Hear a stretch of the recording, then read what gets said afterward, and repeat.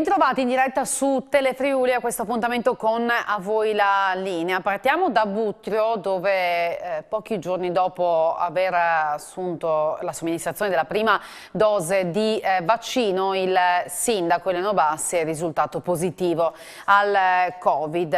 Sta bene, le sue condizioni di salute sono buone. Sentiamo la sua testimonianza appunto di Eleno Bassi, che tra l'altro è anche medico di base. Tra l'altro a Butrio è stato allestito un drive-in per effettuare tamponi sia alla cittadinanza che ai dipendenti delle aziende che sono presenti sul territorio.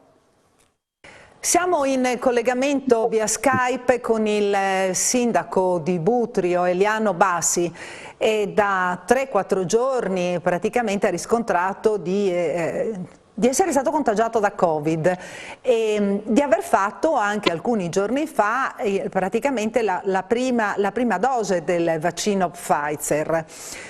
Teoricamente bisognerebbe essere coperti dopo 7 giorni dalla seconda dose, quindi una cosa assolutamente possibile. Dopotutto nella mia attività di medico, il contatto con la gente, con gli ammalati, ma soprattutto nel Covid con gli asintomatici positivi è un rischio continuo, quindi sì, non me l'aspettavo, ma insomma, poteva anche mettere in previsione. Le condizioni di salute sono assolutamente buone, cioè io ho avuto un po' di febbre il primo giorno, ieri ho avuto poche linee, oggi al momento sono sfebbrato.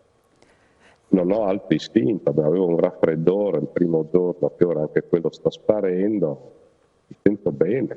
E quindi adesso, essendo positivo al Covid, andrà a fare il richiamo oppure no? Ecco, che cosa succede? No, il richiamo in questi casi non dovrebbe essere previsto, anche perché adesso dovrei avere una risposta immunitaria sufficiente. Quindi al momento è tutto sospeso, io devo fare la seconda dose il 6 febbraio, sicuramente non verrà fatto, perlomeno non verrà fatto in quella data. Bisognerà vedere se magari ci sarà un'indicazione a farla in epoca successiva, ma al momento non mi risulta. Ecco, ma quello che appunto è strano è che lei effettivamente non si rende conto di come possa essere rimasto contagiato. A che fare con persone positive al Covid. Io queste persone le ho visitate sempre a casa, bardato nel modo dovuto, però i tempi non ci stanno per queste persone. Io le ho viste oltre 15 giorni fa, per cui non stanno sicuramente con questo tipo di contagio. Qual è il consiglio che lei dà? Attenzione, attenzione massima, perché basta un non nulla per rimanere contagiati. Non bisogna in nessun momento dimenticare quelle che sono le regole che ci sono state. Onestamente io vedo che a Butrio c'è attenzione in generale, quindi non posso assolutamente lamentarmi dei comportamenti, però penso che finché non cambierà la stagione, perché quello aiuterà sicuramente, finché appunto il problema climatico è importante. Adesso bisogna vedere con la riapertura magari delle scuole superiori, certamente le precauzioni che stiamo prendendo effettivamente finora non hanno fatto vedere un caso di influenza. No? E questo è significativo, cioè evidentemente un minimo di distanziamento, l'uso della mascherina, l'igiene delle mani sono metodi che anche in futuro potrebbero avere un'importanza nella stagione influenza. Ci spostiamo a Lignano, dove sono partiti ieri i lavori di riqualificazione all'area in concessione alla SIL di Lignano Riviera. Il nuovo progetto prevede tra l'altro la creazione di un hotel a 4 stelle superior a fronte mare ricavato negli spazi dello stabilimento già esistente. Da più di 20 anni se ne parla ed ora è partito il cantiere riguardante l'intervento di ristrutturazione e ampliamento dello stabilimento della società Imprese Lignano a Riviera con l'introduzione dell'uso alberghiero. Il nuovo progetto, voluto dalla concessionaria del bene demaniale, prevede la creazione di un hotel 4 stelle superior. Stiamo per demolire uno dei edifici più vecchi, ha 60 anni, ospitava le persone che facevano le sabbiature e poi andavano al Calidarium, che è appunto l'edificio che distruggiamo in questo momento, per crescere e per portare nuova offerta turistica a Lignano, che è importantissimo. Che cosa sorgerà? Che tipo di albergo? Che tipo di servizio? Beh, per adesso è il primo lotto che facciamo, l'edificio sarà un bel hotel di 4 stelle superior e pensiamo che possa avere un bel successo per Lignano. Questa è stata un'estate difficile, ma allo stesso tempo che può aver avvicinato i friulani a Lignano. È vero, quest'anno alla Vecchia Finanza, al ristorante, abbiamo trovato tante persone che prima andavano in Sardegna e ieri veramente, si sono trovati benissimo al ristorante Vecchia Finanza sul fiume. Quali sono le sue aspettative dopo questo investimento? Dopo questo investimento? Beh, innanzitutto dobbiamo pensare a nuovi giochi, a nuove attività, a nuova animazione, perché pare che la gente adesso, se non è animata, non interessa più il posto, per cui bisogna trovare animazione, confortevolezza, tante cose in modo che il turista si senta veramente a fare una vacanza vera. Questo albergo nasce da un'idea di ristrutturazione della struttura delle terme con l'introduzione dell'uso alberghiero che prima non c'era. Parte quindi dalla demolizione e ricostruzione di parti di edifici storici esistenti e anche un ampliamento che darà origine a un hotel di 24 camere, tutte con vista verso il mare. Sono delle piccole suite praticamente, quindi insomma caratterizzate in maniera molto elegante. Una parte di queste suite sarà a 2 piani e si affaccerà al parco piscine di recente realizzazione. L'altra parte dell'hotel, che sarà invece a 1 piano e ospiterà 8 camere, sarà prospiciente alla spiaggia terrazzata realizzata qualche anno fa, che proprio dà direttamente sul mare, quindi con una vista sicuramente stupenda. Lavori anche a Tricesimo, in piazza Verdi, dove sarà realizzata una rotatoria e saranno abbattuti 3 palazzi. Ci racconta tutto Isabella Gregorato, che è in compagnia del sindaco. Mi trovo in piazza Verdi a Tricesimo. Pensate che quotidianamente su questa strada passano dai 450 ai 500 tir, quindi un numero piuttosto consistente, tanto più se pensiamo che adesso magari c'è il traffico un po' più rallentato rispetto a quello che era un tempo, no? Questo per l'emergenza Covid. Allora questa piazza è destinata a cambiare assetto e aspetto. Aspetto perché? Perché intanto verranno abbattute delle strutture, 4 addirittura. Sì, 4 immobili che insistono sulla piazza, che risalgono agli inizi del secolo passato e che l'amministrazione ha acquisito nel corso tra 2018 e 2019. Adesso si stanno predisponendo i progetti per l'abbattimento e la messa in sicurezza della strada durante l'abbattimento gli immobili stessi e c'è stata anche una prima stesura di un progetto di realizzazione di rotonda che va concertato e definito con la società Friuli Venezia Giulia Strade.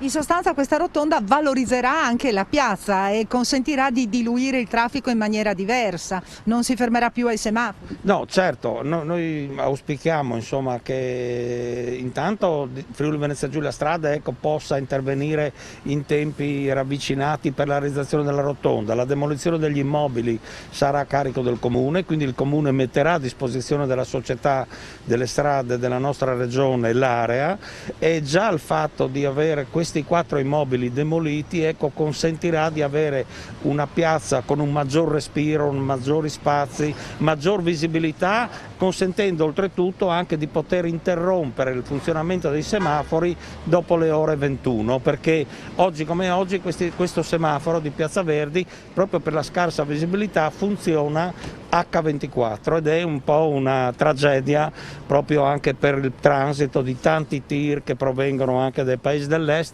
e che viaggiano soprattutto in ore notturne. Rimane ancora un nodo da sciogliere per aiutare la viabilità che divide a metà praticamente Tricesimo, quello all'altezza del vecchio boschetto. Sì, certo, se noi riusciamo, diciamo così, a sistemare sotto il profilo viabilistico della transitabilità e della velocizzazione del traffico la Piazza Verdi, resta il nodo della Piazza Boschetti, che è Piazza Mazzini, dove purtroppo per il fatto che confluiscano 5 strade, 2 delle quali provinciali di grande rilievo, quella che proviene da Tarcento e quella che proviene da Colloredo, lì purtroppo la situazione è molto più difficile. Si tratterà di sincronizzare gli impianti semaforici in un certo modo, consentendo una velocizzazione anche lì del transito dei veicoli. Ecco, ritornando qui allo specifico di Piazza Verdi, in sostanza è prevista la rotatoria, sì, e quindi l'allargamento anche della fruibilità praticamente della piazza. Sì, certo, vengono anche recuperati alcuni posti auto e questo, diciamo così, consentirà anche di avere degli spazi parcheggio anche per quelli che sono gli utenti, i clienti dei negozi e dell'attività commerciale e dei servizi che insistono su quest'area. E oltretutto, diciamo così, la sistemazione della piazza con la rotonda consentirà appunto una maggiore riqualificazione dell'intera area. E noi andiamo in pubblicità, torniamo tra poco con la seconda parte di A voi la linea.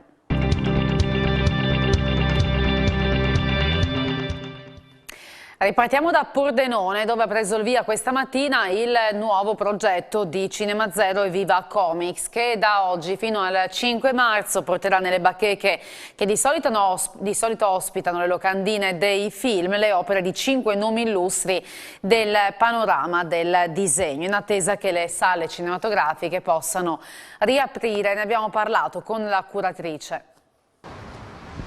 In attesa che le sale cinematografiche ripartano, Cinema Zero dà vita a un'iniziativa sfruttando gli spazi che di solito vengono dedicati alle locandine dei film che in questi giorni, in questi mesi purtroppo erano vuote. Allora è stata attuata, impensata una installazione curata da Paola Bristot, docente dell'Accademia di Venezia. Come è nata questa iniziativa? Beh, è nata da una collaborazione che abbiamo da molti anni con Cinema Zero e l'associazione Viva Comics, pensando appunto anche di occupare questi espositori autoilluminanti che stanno in un posto centrale della città, con 5 autori di fumetto, illustrazione e anche di cinema d'animazione, e quindi ecco che per 5 settimane si alterneranno. Gabriella Giandelli, che è qui dietro le mie spalle, che inaugura questa serie espositiva, poi ci saranno appunto Lorenzo Mattotti, Giorgio Carpinteri, Franco Matticchio e Virginia Mori.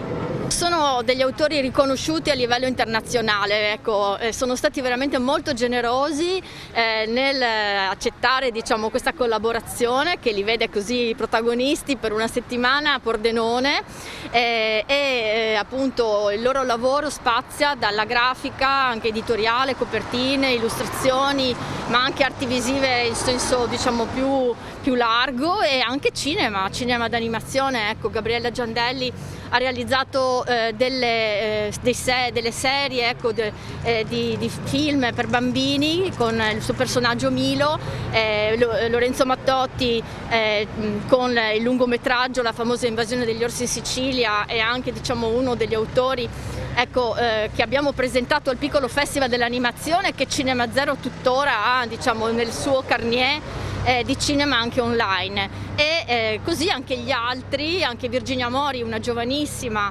autrice però veramente con un seguito altissimo, lei fa illustrazione grafica ma appunto anche video d'animazione autoriale. L'idea iniziale era quella di fare una mostra, poi naturalmente il periodo non lo consente, è stata scelta questa alternativa e c'è anche un concorso però legato. Sì, allora infatti Gabriella Giandelli è l'autrice che, a cui è dedicato il concorso Viva i fumetti, Givel Strip, diciamo che coinvolge gli studenti del Friuli Venezia Giulia e della Slovenia.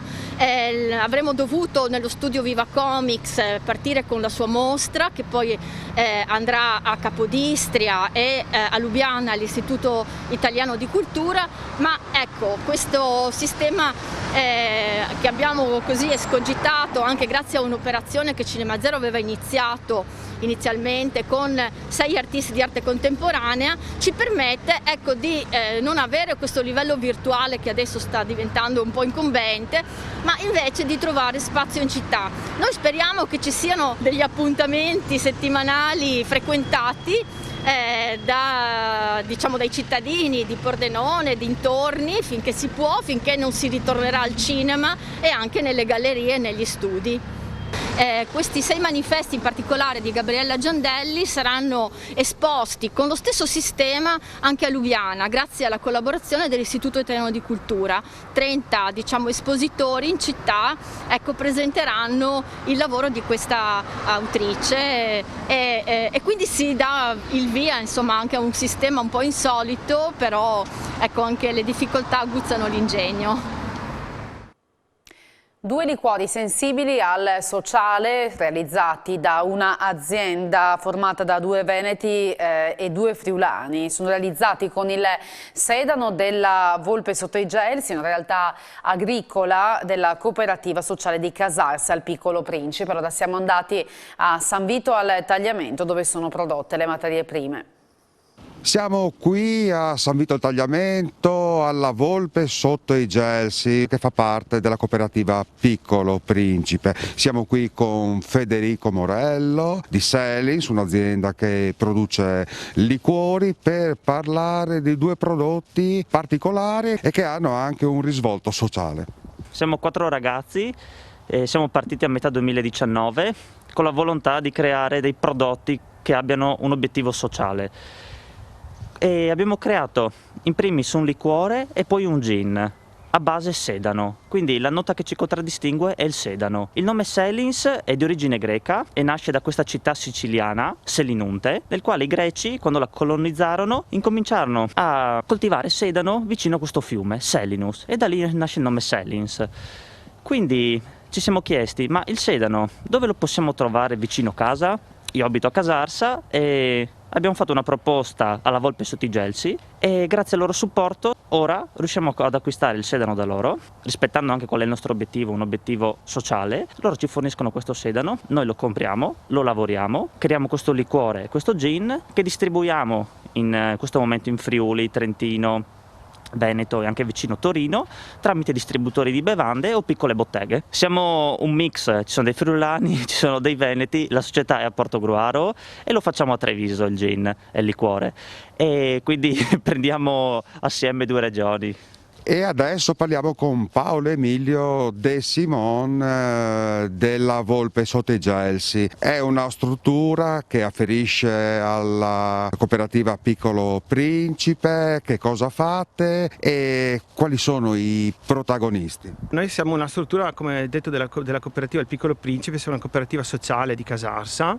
Abbiamo diverse branche di attività, tra le quali c'è anche la parte agricola, di cui questa struttura qui è la parte principale.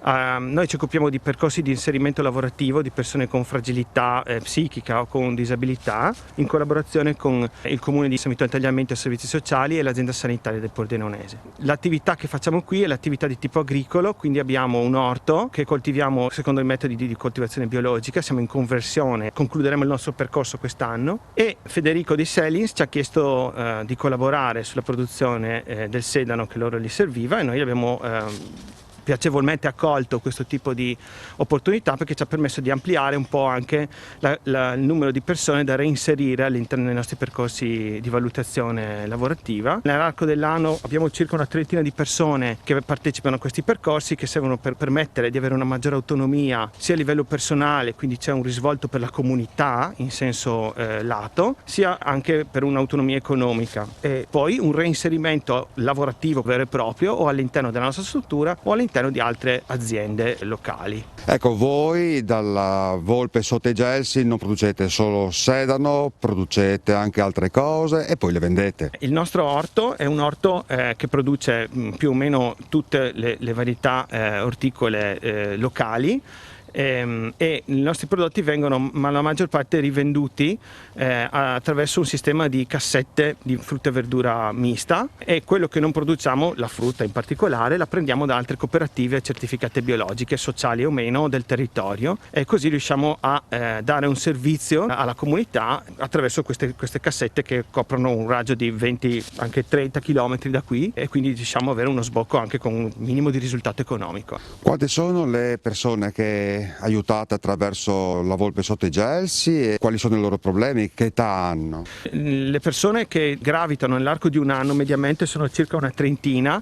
L'età varia da alcuni ragazzi 18, 20, 25 a anche ultra cinquantenni, dipende un po' dalla casistica che ci viene proposta e sottoposta. Alcuni rimangono, alcuni invece poi vengono inseriti in altre strutture, in altre attività. Il numero più o meno è sempre quello, varia un po' da anno in anno in funzione delle esigenze che i servizi sociali ci sottopongono piuttosto che l'azienda sanitaria.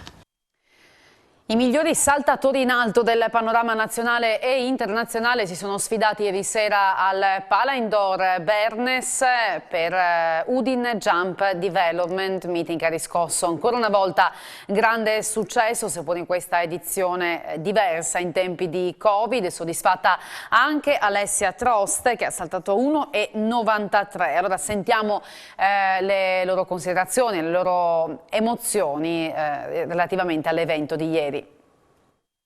Alfio Giomi, presidente della FIDAL italiana, un bilancio di questo incredibile evento. Ma l'ha detto lei, intanto è un incredibile evento, perché di questi tempi semplicemente organizzare vuol dire essere molto bravi. Qui c'è un gruppo di dirigenti di altissima qualità, di spessore internazionale, di tanta passione. Sono riusciti a mettere su veramente un evento importante. La gara che è appena finita, quella femminile, è stata di altissimo livello. Abbiamo visto l'atleta numero 1 al mondo e abbiamo visto il ritorno a altissimi livelli di Alessia Trost. Io non la vedevo saltare così da tantissimo tempo, per cui ha avuto anche un impatto tecnico decisamente importante.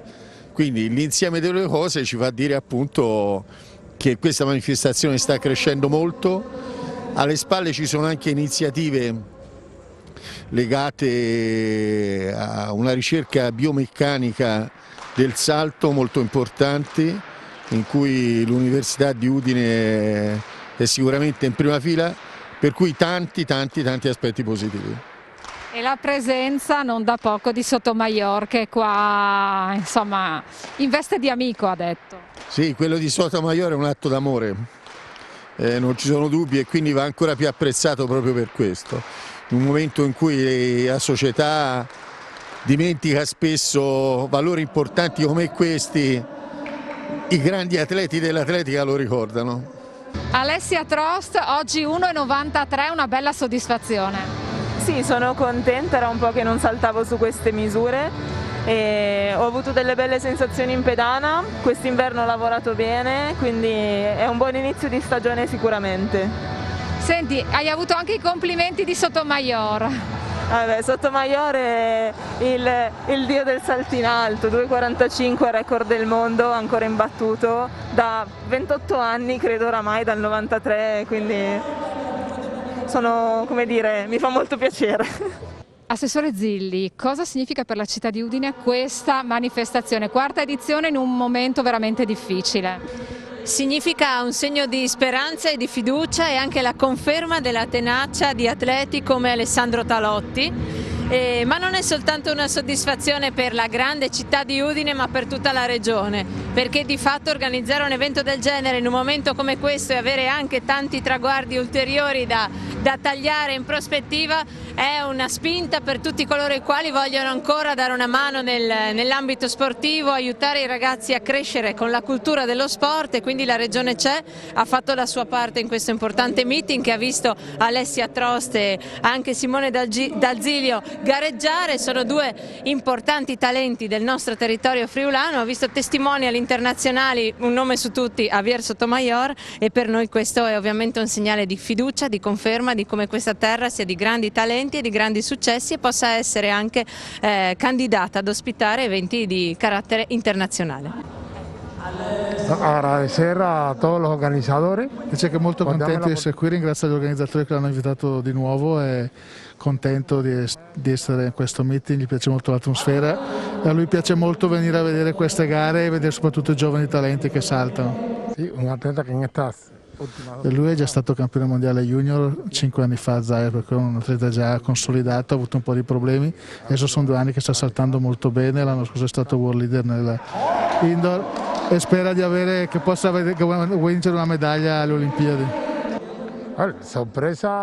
Dice che per lui non è una sorpresa, probabilmente una sorpresa per il mondo, perché è un meeting già così importante dopo 3 anni con atleti di questo livello e che già aveva visto l'anno scorso che era un meeting organizzato molto bene e che continua ad avere un grande seguito e un'ottima organizzazione dietro.